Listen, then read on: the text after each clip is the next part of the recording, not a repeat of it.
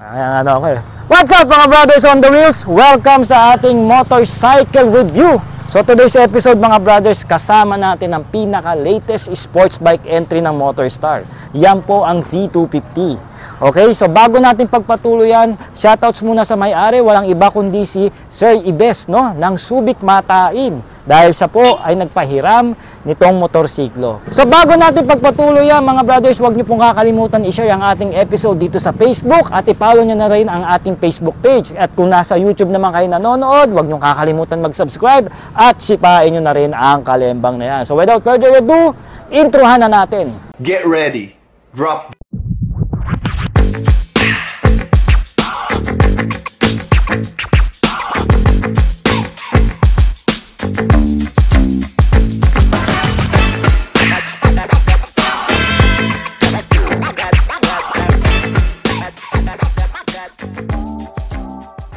Alright mga brothers, nakasakay na tayo ngayon dito sa Z250 o GPR 250 ng Motorstar. Okay, sound check muna dahil bagong kabit ang muffler ni Sir Ibes na SC Project. Ayun oh, barumbado tumunog oh. Taas solid oh. O diba? Nire-rev ko pala ng 4,000 oh. Ayun oh, may mga yan ang pipe, solid. Alright, ikot na natin sandali at paggabi na rin mga brothers. Okay, dahil hindi ko ginamay yung motor, mabilisan na review tayo ngayon. So first impression mga brothers, riding position. Okay, riding position, no? Ito po hindi po typical na motorsiklo mga brothers. Isa po itong sports bike. Kaya yuko po siya, no? Aggressive po siya, no? Nakayuko tayo, no? So sa mga baguhan na susubok pa lang ng ganitong motor, talaga pong maninibago kayo. Dahil po hindi po ito yung nakasanayan nating scooter or mga standard na motor. Ayan. Ayan, pinagaw na ako. So mabagal lang tayo. Alam niyo naman ang batas traffic ko dito sa loob ng Subic Bay. So yun ang pinakano ko, riding position, aggressive. Okay, so it takes time bago mo makasanayan, lalo na pag naglo-long ride ka. Talaga mangangawit ang braso mo rito pati likod. Ayan. Tapos vibration, may vibration siya mga brothers. Ramdam ko dito sa bandang kanan na footrest ng tapakan. Ayan. Pero hindi naman sobrang lakas pero nandun yung vibration, buhay siya. Okay, dito sa upuan wala naman ako nararamdaman. And dito sa handlebars wala naman ako nararamdaman na vibration. Around 40 to 50 kilometers. And also meron akong cambio na tresera hanggang kwarta. Ayan. Ang ganda ng pipe. Ayos. Suabe. Tsaka ako buminyag Okay to Sir Ibes Ganda ng SC project mo. Yun. Harurot natin. Okay, smooth. Alright. Preno. Pagkanda rin ng preno mamaya natin siya i-full stop. Gamay-gamay muna natin mga brothers. Alright. Ayan, yung arangkada niya ng primera segunda, okay din, no? Yung lakas, no? Pero napansin ko parang maliit yung sprocket niya. So obligado magpalit ka kagad ng gearing. And also nga pala, actually hindi pa to totally talaga na break in. Ayan. Ayan, medyo na ako lumiko. Hindi pa siya totally break in, kaya siguro hindi pa tayo makapag high RPM. Ayan. Nga pala, naka sports bike nga pala ako, so medyo bangking tayo rito.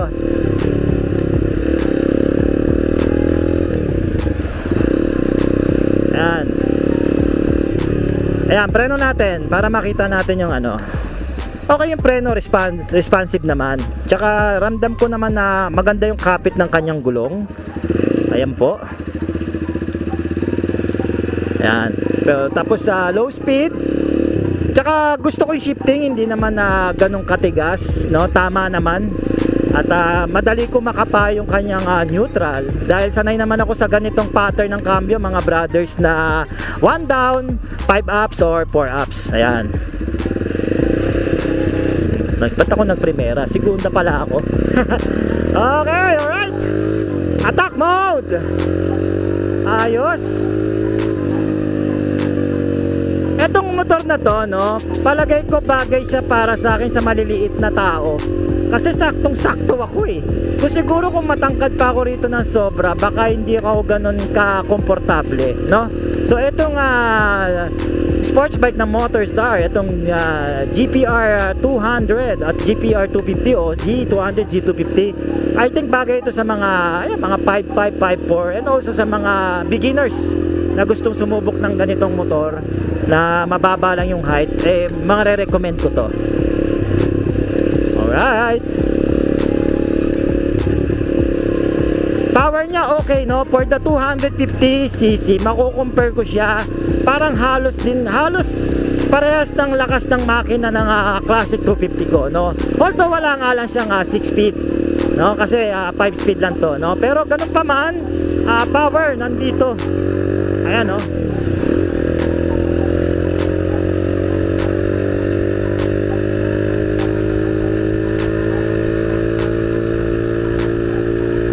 Ayan, no? Tapos vibration, hindi naman ganun kalala, tama lang din. Gustong gusto ko.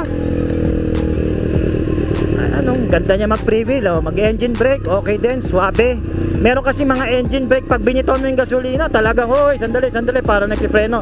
Pero ito yung engine brake nitong GPR 250, suabing-suabe mga brothers. Dito tayo sa Malawaan. Ayan.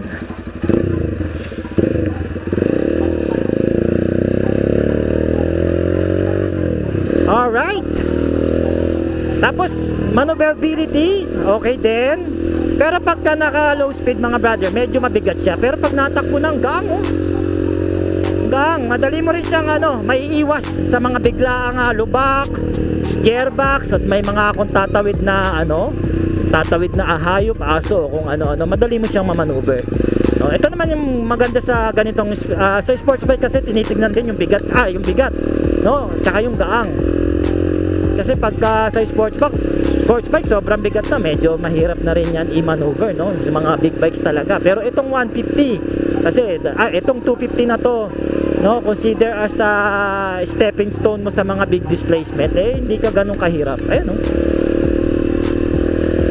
Tsaka gustong gusto ko yung yung riding ergonomics as a sports bike. Ayan, pwede ako ma-attack mode, yukmo ko, diba, pwede akong tumayo dito, ayos na ayos. Pero yun nga, katulad ko na hindi na ako sanay na sa ganitong riding position, magkakaroon ako ng ngawit kagad dito na sa kamay. Ayan, nagkakaroon ako ng ngawit. Although mga nasa 5 minutes o 10 minutes ko na to sinasakyan. Pero ayos, lakas ng motor.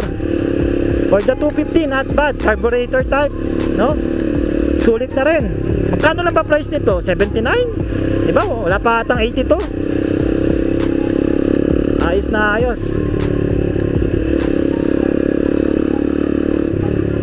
Ngayon mga brothers, subukan natin na mag full stop.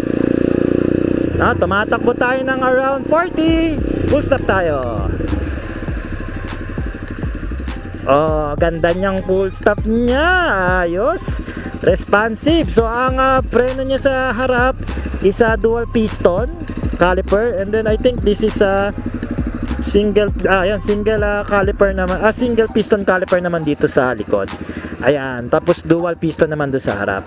So ang ganda ng braking power niya. Makukumpara ko siya sa classic 250 ko. Although yung classic kasi naka dual disc brake sa harap, pero ito single disc brake, pero ang ganda, isa pa.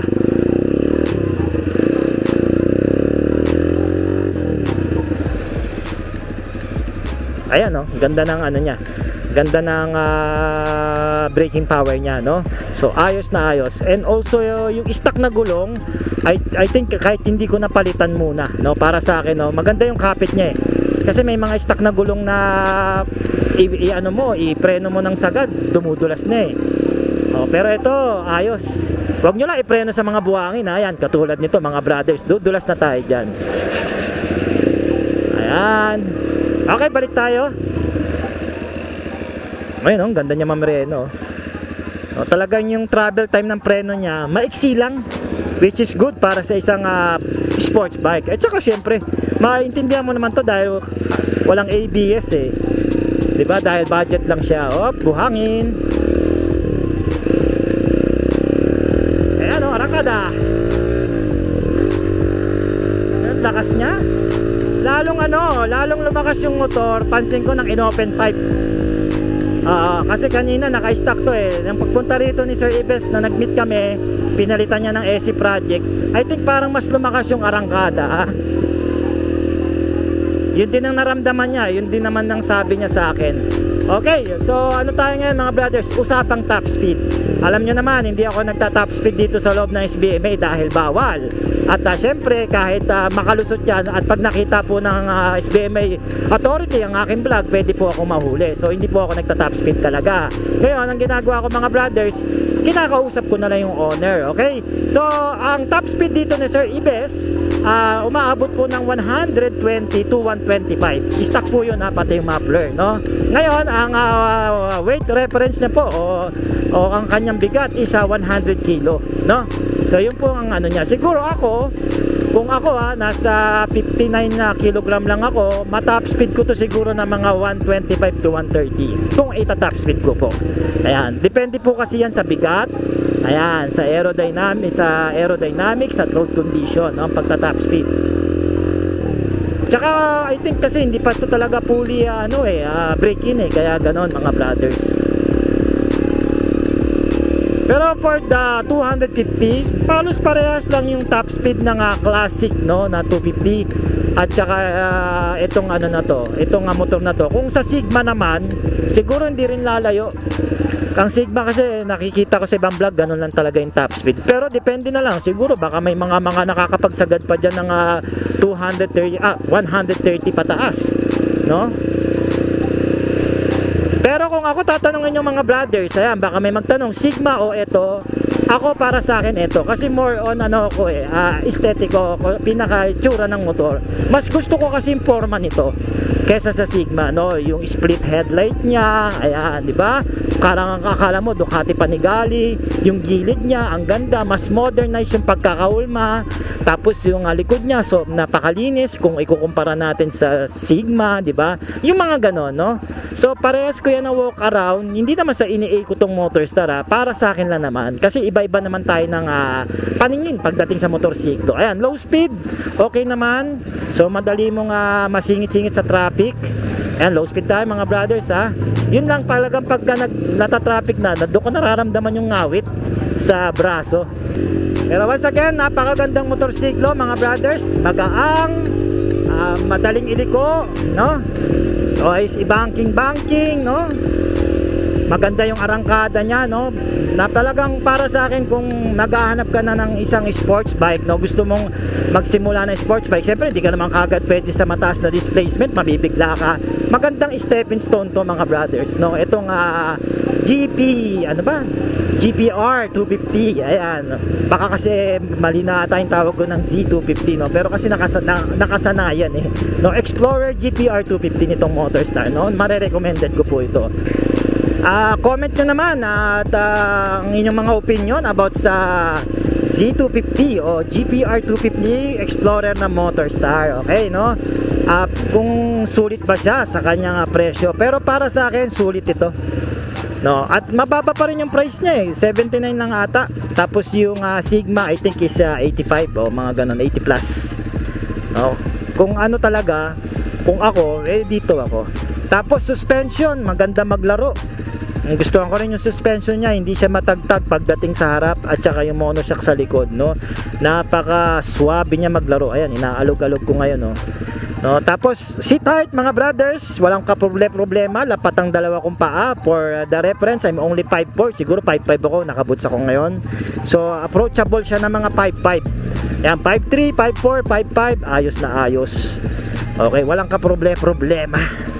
Ayan. Bago tayo magtapos, huwag niyo pong kakalimutan na mag-subscribe ulit sa ating YouTube channel and click the notification bell dyan sa YouTube. And also kung dito kayo sa Facebook, please share nyo naman ang ating episode para naman sa kaunlaran. Syempre konting suporta na rin, diba? Mas maganda po pag nasi-share, mas maraming view, diba? Okay? And also follow nyo na rin ang ating Facebook page kung dito kayo nanonood. Alright, so balik na tayo. Hinihintay na tayo ni Sir Ives. Brothers on the Wheel, baka naghahanap ka ng motorcycle parts, accessories, and moto gear. Halina't bumisita sa Surfy Motorcycle Store sa Lazada. Sari-saring brand na kilala pagdating sa mga aftermarket, motorcycle parts, gear, and accessories ang ating makikita. Nasulit ang mga presyuhan nito at samahan pa ng vouchers and free shipping. Siguraduhin lang may Lazada apps kayo na gamit sa inyong mga cellphone or pwede nyo itong ma-download sa Google Play Store. Kaya tara at mag-shopping na!